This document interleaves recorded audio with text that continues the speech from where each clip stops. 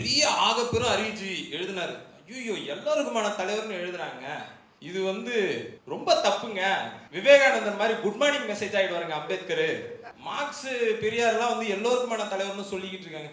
ஆக்சுவலா மார்க்ஸுக்கும் பெரியாருக்கும் அந்த பிரச்சனை வரல. அவங்கள எல்லோருக்குமான தலைவர்னு சொல்லவே வேண்டிய தேவையே எழல. ஏன்னா அவங்கள எல்லோருக்குமான தலைவர்னு ஏத்துக்கிட்டோம். ஆனா அம்பேத்கருக்கு அந்த தேவை எழுந்ததுங்க.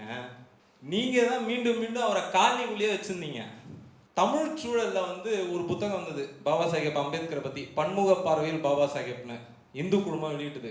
எனக்குலாம் ஒரு வருத்தமா இருந்தது. அந்த சொல்லலாம், தப்பு கிடையாது.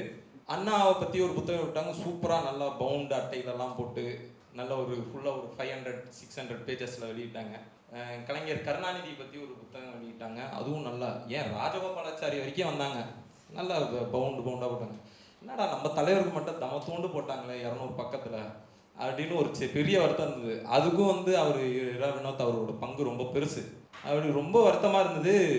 நிறைய பேர் சொன்னாங்க, ஓவர் டோஸா இருக்குங்க இந்த புக்கு, இவ்வளோ பெருசா இருக்கு, இது ஓவர் டோஸா தெரியல, ஒரு பசியின் வெளிப்பாடு மாதிரி பார்க்குறேன். ரொம்ப பசியோட இருந்தோம். எப்பாடே ரொம்ப நாள் தமிழ்ல இவரை பத்தி முழுசா எதுவுமே வரல. இந்த எடுத்து பிடிச்சிக்கன்னு விகடன் குழுமம் எடுத்து நம்ம முன்னாடி அப்படி போட்டிருக்காங்க இந்த புக்கை.